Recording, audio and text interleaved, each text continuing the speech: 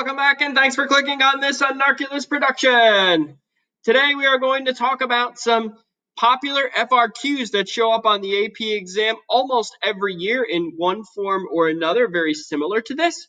So let's get started on talking about these FRQs and how we can use what we already know to be able to solve them, and how these FRQs start to involve things from different chapters all fit together within the same problem.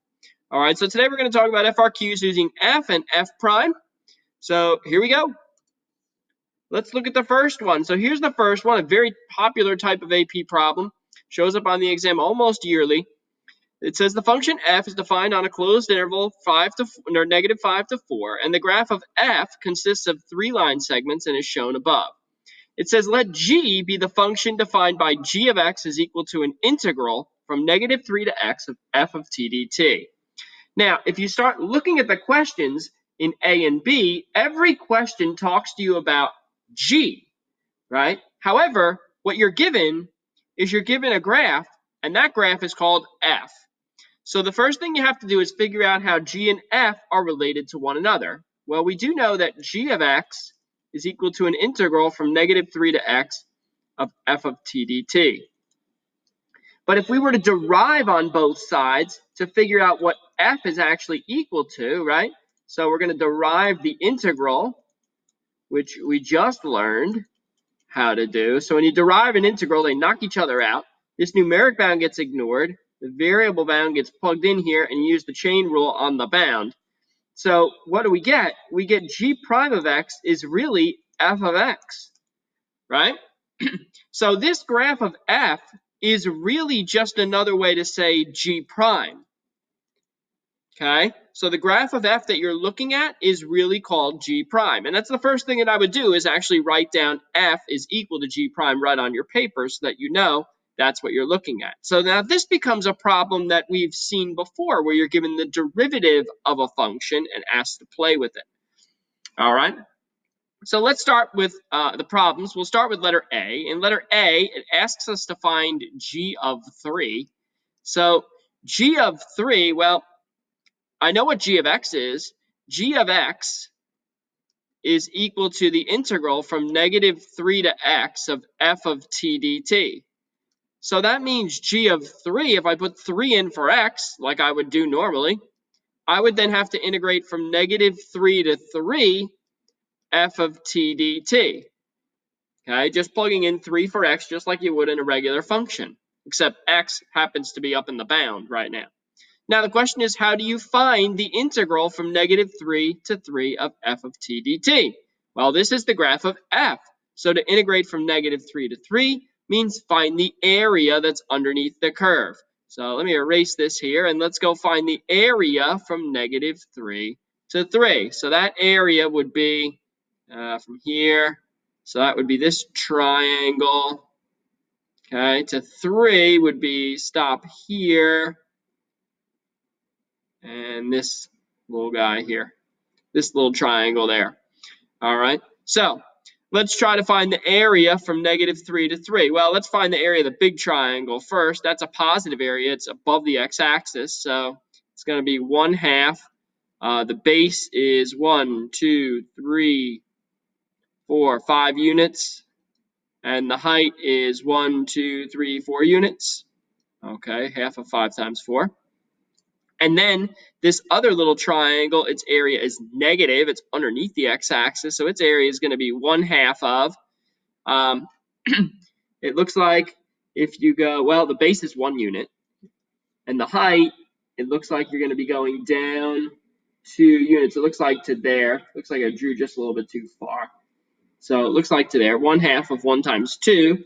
So that's going to give me 10 minus 1, which is 9. So g of 3 must be 9.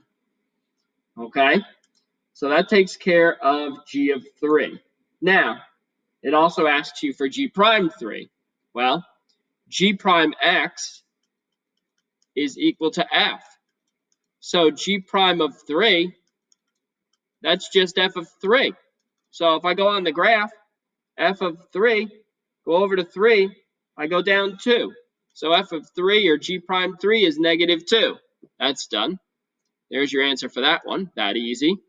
Okay, and then this other part here, G double prime. Well, what is G double prime? G double prime of x is really f prime x, right? If I derive another time, I take this and derive it one more time. So G double prime of 3 is really f prime of 3. How would you find f prime of 3 or G double prime of 3? Well, that would be the slope of the line that 3 is on. So 3 is on this line. So it's the slope of this line. It's the derivative. It's the slope. So if I'm going to rise, I'm going down 1, 2, 3, 4 units down and 2 to the right. So that's going to be negative 4 over 2, which is negative 2. So G double prime of 3, or f prime of 3, also happens to be negative 2. That's just coincidence. It's the same answer as the one up there. All right. So that takes care of letter A. There's all your answers. Now, letter B says on what open intervals between negative 5, 4 is the graph of G both increasing and concave down. So I want G. All right, let's start with increasing first. Increasing and concave down. So if G is increasing, that means G prime would have to be positive. And if G is concave down, that means G double prime would have to be negative, which means by the first derivative test, if I go backward, G prime would have to be decreasing. So I'm looking for where G prime, this is the graph of G prime, is both positive and decreasing. So that would be from negative 5 to negative 3.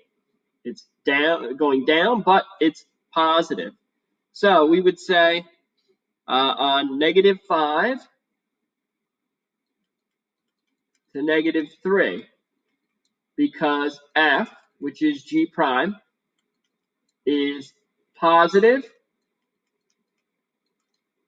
and, oh, let's write and rather than plus. Oops. Let me get rid of this. Decreasing. Okay, and there's your answer. Now, notice how in our answer we said f, which is equal to G prime. Okay, there's a reason for that. If you're on the exam, the graph that's been given is the graph of f. Now, I understand that you found that that graph was called G prime, and you're using that concept to figure out the values that you need. However, if you want to provide an explanation, you do need to provide an explanation using the graph's name that's on the printed page. So the printed graph is called f, so f has to be in your explanation. Now, you can call f equal to G prime if you want. You could write that, but you do have to mention f, all right, in your answer. Okay, so there's your answers to both A and B. All right, so now let's keep going with this same problem. I'm going to try C and D. Here is letter C. Letter C says the function h is defined by h is equal to g over 5x. Find h prime of 3. So this is the same problem. We're still dealing with g prime. And we know g, I'll put it up here, is the integral from negative 3 to x of f of t dt. Okay, so now we have this function h, which is equal to g of x over 5x. And I want to find the derivative at 3. So I'm going to have to use the quotient rule on this. So h prime is ho-dee hi minus hi-dee ho over ho-ho. There we go. All right, so now h prime of 3 would be 5 times 3 times g prime 3 minus g of 3 times 5 over 15 squared, right? All right, now there's a little more work to do. We need to find g prime of 3 and g of 3. All right, we need to find both g prime of 3 and g of 3. So we have 5 times 3. Now, g prime of 3, we actually did it on the previous page. It was negative 2, right? Because it's literally f. So you just go over to 3 and down 2 units. There's the graph. That's all done. And then g of 3, we found by taking the integral from negative 3 to 3 of f of t dt. So we found the area, right? We found the area. Okay, that was on the previous page as well. G of 3 was 9. So we have 5 times 3. G prime of 3 is negative 2 minus 9 times 5 over 15 squared. And you can leave this answer. This answer is correct. They will give you full credit for it. Okay? Because it can be typed into a calculator and then evaluated in that calculator. All right, you don't have a calculator here to use. You're not permitted to use it, but you can stop right here. This is an acceptable answer. If you continue on and make a numeric calculation mistake, you do lose points. So you should get in the habit of just stopping. Just stop at this answer and don't do any more. This answer you cannot stop at. You cannot stop at this one. Okay? All right? That's not acceptable because you can't type this into a calculator and get an answer. The calculator doesn't know what G of 3 is or G prime 3. You have to calculate it first, and then you can leave your answer like this. So this is my answer to C. I'm all done. I'm not doing any more.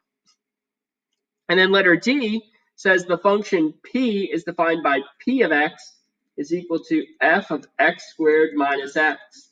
Find the slope of the line tangent to the graph of P at the point where X equals negative 1. So they want me to derive P, okay? Find the slope, find the derivative. So the derivative of P is F prime of X squared minus X times 2X minus 1 with the chain rule. So now P prime of negative 1 is going to be F prime of negative 1 squared is 1 minus a negative 1. That's going to be F prime 2 times, let's see, negative 3. Yep. Okay, when we plug negative 1 in, here we get negative 3 in the second set of parentheses. All right, so we need to find F prime 2. Okay, well, F prime of 2, that would be, well, F prime of X is really G double prime. So what do we need? This is the graph of F. We want the slope of the line that F is on, or that 2 is on. We want the slope of that line. We need the slope of this line. So the slope of the line is 1, 2, 3, 4 down, and 2 to the right. So it's negative 2.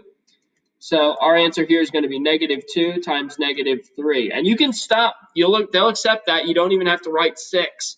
Okay? If you were to write negative 6, you'd lose points, because that's not the right numeric calculation. If you were to leave negative 2 times negative 3, you'll get full credit. All right? So there's a good example of a typical question that involves using the fundamental theorem of calculus part 2 to come up with this answer. Now, here's the same idea. So here's another one, literally flat out off the exam. It says the figure shows the graph of this piecewise function. It's a bunch of line segments, and G is now, so G is the integral from 2 to x of f of t dt. So that means G prime, if I find its derivative, that would be the derivative from 2 to x of f of t dt. So the derivative and the integral knock each other out. The numeric bound gets ignored. This variable bound gets plugged in, and I use the chain rule on that bound. I just get G prime is equal to f. So the same thing I just got a minute ago. So f is really just G prime, okay? Which is important because all the questions say G, right? They all want to know about G. All right, so let's go for letter A. Letter A says, does G have a relative min, a relative max, or neither at x equals 10? Justify the answer. All right, so for G to have a max, that would mean G would have to go from increasing to decreasing. So G prime would have to go from positive to negative, okay? For G to have a min, G would have to go from decreasing to increasing, and then G prime would have to go from negative to positive. Okay, but remember, G prime is just f. So the graph you're given is the graph of f, or G prime. So now let's look at 10. At 10, no, that doesn't happen. The graph is negative, then it stays negative. So for letter A, the answer is neither. And we'll put it here. Neither, because f, or G prime, does not change sign. Okay? F or G prime does not change sign. And again, you must write F in your answer. You can't just write because G prime does not change sign. That's not acceptable. All right. All right, let's go. That's your answer for A. Let's go for B. B says, does the graph of G have a PI at 4? So if G is going to have a PI, then G would have to go from concave up to concave down or concave down to concave up. It doesn't matter, one or the other. Either one works. So G double prime would have to be from positive to negative or negative to positive, which means G prime or F would have to go from increasing to decreasing or decreasing to increasing. So let's look at x equals 4. And sure enough, that happens. This graph goes from increasing to decreasing at 4. So does the graph have a PI? Yes. Reason? Because F or G prime changes from increasing to decreasing at x equals 4. And there's your answer. Okay? That's all done. That's all set. All right? So these are a couple of examples of how you can see the fundamental theorem of calculus used in an open-ended question on the exam. These questions are very popular. They show up all the time. That's why there's a whole big video that you just watched on it. All right? As always, thanks for clicking. Great job.